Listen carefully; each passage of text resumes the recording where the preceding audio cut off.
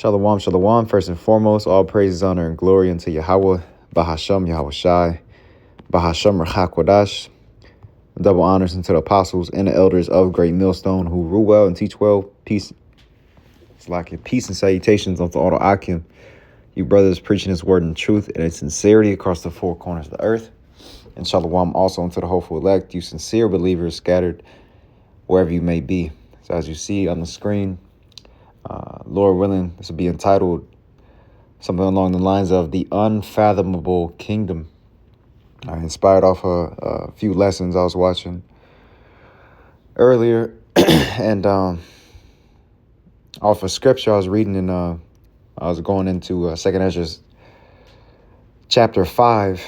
All right, and Lord willing, I could drop both of the videos in a description box. One of them being the dream the brother had in New York, if I'm not mistaken.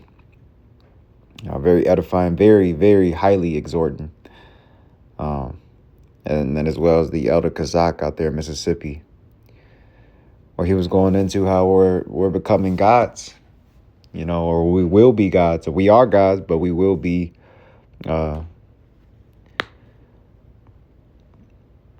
fully, man, with that power soon come when the kingdom comes, I'm going to go ahead and kick it off here, 2 Ezra 5 and 40. All right, because it truly is unfathomable right now, with the brains that we have right now, with the minds that we have right now, while we know, while the kingdom of heaven is within us, and we have a glimpse, a look into the kingdom, and we don't know how much glory we're going to receive, or we're stepping into. Of course, Yahweh Shai getting his glory first. But what do you say? We're going to be joint heirs with him. And just to think how beautiful it's going to be, like we can't even put it into words, or, we could think, but we can only go so far. So this is 2nd Ezra Salakia. I'm over here in 15:5. 2nd Ezra 5, and I'll just go to the point. So mind you, this is the angel Uriel breaking bread with Ezra. As you go into this book, he was not slowly but surely, but you could say it like that, but steadily revealing the tokens on prophecy, tokens on what was to come. 2nd Ezra 15 and 16 being very prominent in these days that we're in now. But this one, let me go to, let's see if I want to start up a little bit.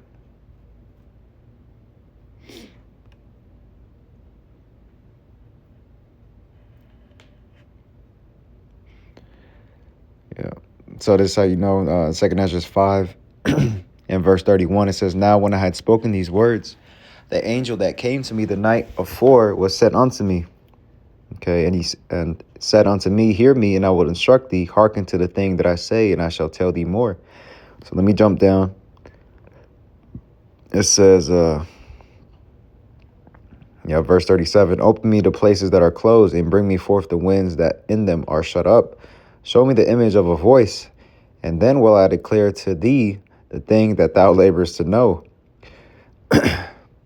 So asking him, basically telling him, give me the knowledge on these things that I know you're not going to know because you aren't the Most High. So basically being sarcastic with it unto Ezra, because what he was asking. But the second Ezra 5 and 38, it says, "And I said, O Lord that bears rule, who may know these things but he that hath not his dwelling with men? As for me, I am unwise. How may I then speak of these things whereof thou askest me?"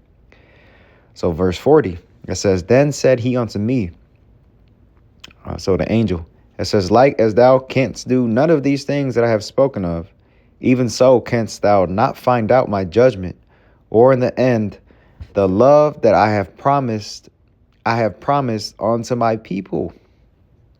Okay? Because we know the angels, the messengers, as well as the prophets, are the voice of the Lord.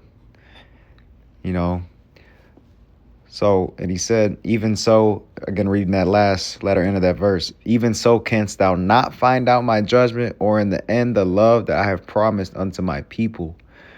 So we don't know to the extent how much love he has in store for us, man. And being, what they say, in the end, the love that I have promised unto my people. So that being the kingdom, you know, man, for eternity, the eternal love he has in store for us. I'm going to grab a few here. Job 5 and verse 8. So like it, damn.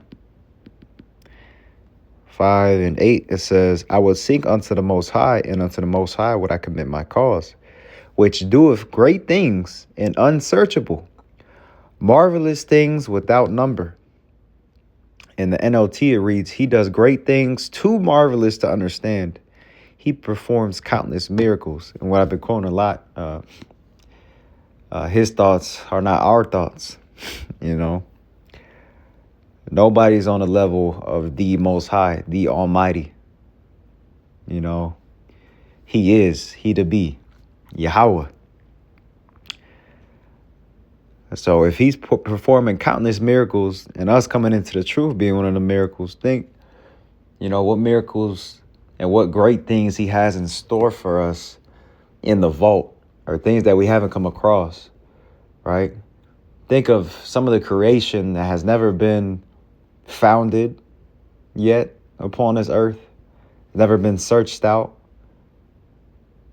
You can only imagine, hey, the different planets, because what he say? In my house, there are many mansions. So, man, and you think, as Esau puts it, hey, we're only in the quote unquote Milky Way. So think about, you can only, again, you can only go so far, go so deep, and you be, you know, not to, you be all day with it. Hell, you spend all your time trying to figure out or ponder out when it's not, you know. Anyway, just to imagine how many planets are out there. All right, let me jump to Romans 11 and 33 to link up with this as well. It says, oh, the depth of the riches, both of the wisdom and knowledge of the Most High. How unsearchable are his judgments, and his ways past finding out. Okay, that's what, again, like it said, even so canst thou not find out my judgment. Okay, so that links up with this. How unsearchable are his judgments? Only he knows, you know, why certain things play out the way they do. Okay. It says in the NLT, Romans 11 and 33, oh, how great are the Most High's riches in wisdom and knowledge. How impossible it is for us to understand his decisions and his ways. So and that goes for us, man, in our daily lives. Like some things play out a certain way and you may not like it or agree with it. But you know, it's the Lord behind it all at the end of the day. That's why we have to be content with whatever goes on, whether it be, which one of my favorite precepts, like I said, all things work for good unto those that love the Most High. So we have to walk in faith and know that even if it's bad, quote unquote, bad in your eyes, it's just a delayed W. It may seem like an L, but it's just a delayed W, as one of the YouTubers I had watched back in the day had put it.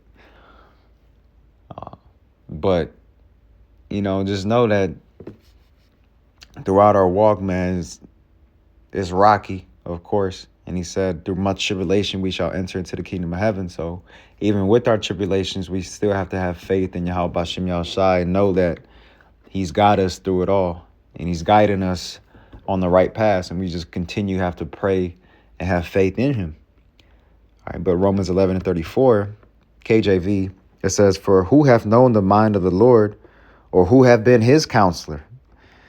You know, because I ain't got no counselor, man. He's got the answers. How's the answerer need answers? You know, compared to us in the flesh, like, especially those without the truth, constantly searching, going to counseling, 4 days out the week. You know, I remember they had counseling for us in high school, stuff like that. But who do we have to lean on to? The wonderful counselor, Yahweh Bahashim Yahweh Shai. You know, casting our burdens upon him. But let's go back. Romans 11:35. Who have first given to him, and it shall be recompense unto him again. For of him and through him and to him are all things, to whom be glory forever. Amen. So in the NLT it reads, for everything comes from him and exists by his power and is intended for his glory. All right, that's even the kingdom of heaven, man. All power, honor, praise, glory is going to go unto him who is going to bring it. And we're going to be, we say joint heirs with Yahweh Shai. So while they're going to be honoring us, it's really, they're going to be honoring Yahweh Bashem Yahweh Shai. Because we're going to be them gods, lowercase g, upon the earth. You know, with our power. Because he's coming to change us, you know. Let me grab, let's go to this, Isaiah 64:4. And before I grab that, let me look up the word unfathomable. I think I had it. Oh, actually, let me get in the etymon. Let me see what it says.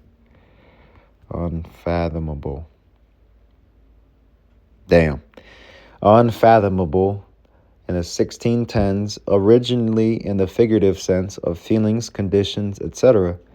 Too deep to be comprehended. Too deep to be measured. Right? It can't be measured right now on this side. How beautiful the kingdom truly is going to be. Or how truly it is. Again, we have the insight. Okay? The Lord gave us, different drawings, so to speak. But to truly know how it's going to be, only the Lord knows. Right? We're just patiently waiting for it to come about, man. Because he promised it unto us, and we have faith. He's coming with his promises. Just how he always does. 100% man of his word. Yahweh Bashem Yahweh Shai.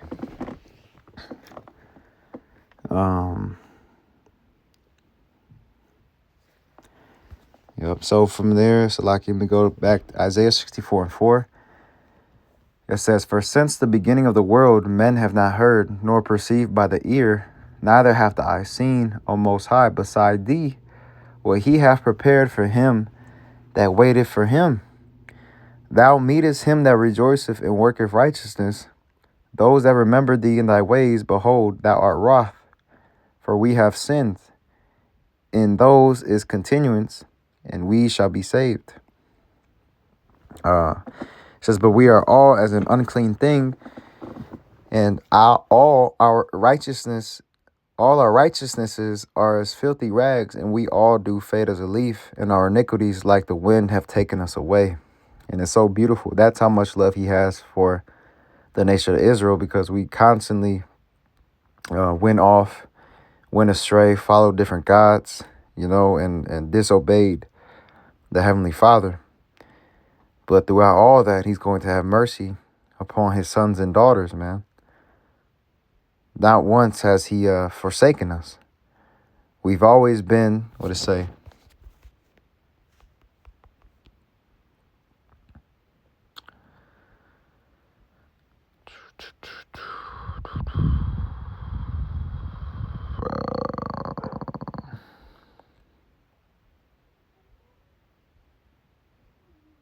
Yeah, I'll just get this one. There's a few of them. Okay. Zechariah 2, And I'll start at 7. This is in the NLT. I'll read this all in the NLT. It says, "Come away, people of Zion, you who are exiled in Babylon." And that's exactly where he's going to, that's where the main deliverance is going to come from. But all of the elect from the four corners of the earth are going to be delivered. It says, "After a period of glory, the Lord of heaven's armies sent me against the nations who plundered you. For he said, anyone who harms you harms my most precious possession. I will raise my fist to crush them, and their own slaves will plunder them. Then you will know that the Lord of heaven's armies has sent me." It says, "The Lord says, shout and rejoice, O beautiful Jerusalem, for I am coming to live among you." And like the elder Kazak had mentioned within his lesson, man, we're going to be forevermore with the Lord, and we're never going to be disconnected. All right. So much so that we're going to have the laws, statutes, commandments written within our inwards, to where every decision that we make is going to be perfect. All right. In perfect harmony with creation. Man, you think, man, how beautiful it's truly going to be. And then with the new bodies, as he mentioned as well, which I recorded how heavy it was, that you think like how it's going to be within the new bodies when we receive them. Lord's will would be a part of that elect. But thinking how it's going to be seeing in the new bodies, hearing, touching, all these different things I had thought about in the scene of Avatar. I think it was the first one where he first touched that planet. He came up out of the which is spiritual as hell. He came up out of the ship. I think it was a ship, or it was a little what's it called? Their laboratory or whatever. Well, he came up out of that pod in his suit, in the blue suit, and how he took off running. He felt that power, man. And you think, it's just it's similar, hopefully, but you can't even compare that, because you think how beautiful it's truly going to be, man. Again, you'd be at loss for words. So let me go back. Let me see if I want anything else here in Isaiah 64. Oh, that was it there. Yeah, and it's all through the Lord's mercies, man, that we are not consumed, and that he's going to deliver us and have mercy upon us. Since we're on the topic, 1 John 3:1. Okay, going back into them new bodies. 1 John 3:1. "Behold, what manner of love the Father hath bestowed upon us, that we should be called the sons of the Most High. Therefore the world knoweth us not, because it knew him not." All right. NLT reads, See how very much our Father loves us, for he calls us his children. And that is what we are. But the people who belong to this world don't recognize that we are the Most High's children, because they don't know him. They may think they know him, but in reality, they don't. So neither are they going to know us, neither are going to accept us or our message. Because why? They don't know the Lord. So they won't accept the Lord and his message. Okay. Verse 2, it says, back in the KJV, beloved, now are we the sons of the Most High, and it doth not yet appear what we shall be. But we know that when he shall appear, we shall be like him, for we shall see him as he is. NLT, dear friends, we are already the Most High's children, but he has not yet shown us what we will be like when Hamashiach appears, or the Messiah appears. But we do know that we will be like him, for we will see him as he really is. Right? Then we're going to have that glow to us. It says as how the Lord is going to have his glow. Well, He's going to have the glow to the max, don't get me wrong. But we're going to have some type of glow to us too. He's not going to leave us left out. Man, the law, statutes, commandments written within our inwards, as superheroes and super women upon the earth, extraterrestrial bodies. How we can manipulate the elements, things of that nature, man. Think about all the different things you may want. What do you say? The pleasures on his right hand are forevermore, loosely paraphrasing. And that's the thing, man, we have to look forward to, is the unfathomable kingdom.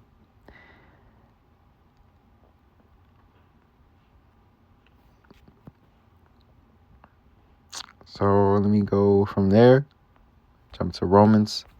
Just got a few more and we'll close out. Romans 8 and 19, and then I'll jump down. It says, for the earnest expectation of the creature waited for the manifestation of the sons of the Most High. And that goes for all creation. All right. Verse 23, it says, and not only they, which even the heathen, man, are they're waiting for the true sons of the righteous to be in power. Okay, because again, all of creation is groaning and moaning because of the wicked that's in rule and how they've ran the earth dry. Verse 23, it says, and not only they, but ourselves also, which have the first fruits of the Spirit, even we ourselves groan within ourselves, waiting for the adoption, to wit, the redemption of our body. And you think, not to get too deep, but like I believe the brother Taz had mentioned this at camp as well, not too long ago. Like, being Lord's will, we're of the elect. We have parts in creating the earth with Yahweh Shai. All right, as it states in Genesis 1:1. The Alahayim. So seeing the earth in the state that it's in, polluted, just trashed, right? Being poisoned, how it pains us, we're groaning. All right. 2 times more than everybody else, because we see like it holds different weight with us, But we would say even we ourselves groan within ourselves, waiting for the adoption. All right, the redemption of our body, praying to be changed. Brothers dealing with ailments, different parts of our body, fucked up, for lack of better words. Just tired. It says, for we are saved by hope, but hope that is not seen, but hope that is seen is not hope. For what a man seeth, why doth he yet hope for? Right. Because if you already see it, there's no point in hoping. It's already present. It's already there. NLT, it reads, for we were given this hope when we were saved. If we already have something, we don't need to hope for it. Right. Because it already came. But in this sense, man, the physical kingdom of heaven hasn't presented itself just yet, but it will very soon. It will manifest very soon. Because we know we're close, given the prophecies that are coming to pass and where we're at right now within the timeline, so to speak. So we just brace ourselves and continue to go hard for Yahweh Bashem Yahshai. Stay prayed up, because we don't want to be left behind. We'll skip that one. You want to read it on your own. Again, going into, the glimpse of what the Lord showed us what the kingdom of heaven is going to be like, with the different nations bringing us gifts, how our gates are going to be continually open. The nation that doesn't want to serve us, they're going to be utterly put to death. They're going to perish. They're going to have to come under subjection unto Yahweh Bashem Yahushai and the Israelites, all right, being in servitude. these different heathen nations, all of them going into captivity, right? Our sons, daughters playing with snakes and lions, which animals that may seem vicious and fearful on this side, but in the kingdom, they're going to be, I won't say nurtured, but tamed, if that's the word I'm looking for. I don't even want to say domesticated because it got a negative connotation to it, or a negative, you know what I'm saying, light on it. But they're gonna be okay, man. Our kids, not gonna have to worry about our kids getting taken, trafficked. Gonna be no worries, you know. And that's Isaiah 60, as well as one of my favorites, the brother what's up, had brought out Tobit 13 as well. The streets paved with gold. All right. Let me get this here and we'll close out with this. Revelation 21:1 says, "And I saw a new heaven and a new earth, for the first heaven and the first earth were passed away, and there was no more sea. And I, John, saw the holy city, New Jerusalem, coming down from the Most High out of heaven, prepared as a bride adorned for her husband." And this is the elect coming down from the chariot. All right. It says, like a bride beautifully dressed for her husband, right? Who would the husband be? Yahweh Bashem Yahushai, you know? And this is what we're patiently waiting for, man. A new heaven and a new earth. And that word new, just grab it. Damn, unprecedented. And I didn't even catch it like that. In the outline of biblical usage, in letter B, it says, as respects substance of a new kind, unprecedented, novel, uncommon, unheard of. Damn, that's on point. Never done or known before, unparalleled, without parallel, without equal, out of the ordinary, unusual, outstanding, striking, exceptional, prodigious, or if I'm pronouncing that right, abnormal, singular, remarkable, unique, atypical, untypical. It's not going to be the standard of this world. It's going to be heavenly, freakish, unheard of, unknown, original, new, groundbreaking, revolutionary, one of a kind, rare. Right? And that's exactly what this world is going to be again. Because that word kainos basically going into refreshed. And the letter A, it says, as respects form, recently made, fresh, recent, unused, unworn. So the Lord is going to hit that reset button. And it's going to be a refreshing of the earth. Because it's still going to be the same earth. But it's going to be a refreshing of it. All right, with Yahweh Bashem Yahushai at the forefront. And the Israelites in pure form. You know. In pure form. Many gods or gods upon the earth, lowercase g. So with that, Lord willing, this was edifying and exhorting unto you. Again, giving all praises, honor, and glory to Yahweh. Bahashem Yahushai, Bahashem Rechak Wadash. Double honors again unto the apostles and the elders of Great Millstone. Shalom. Wa Kwam Yasharala. Wa Abad Babal. Soon.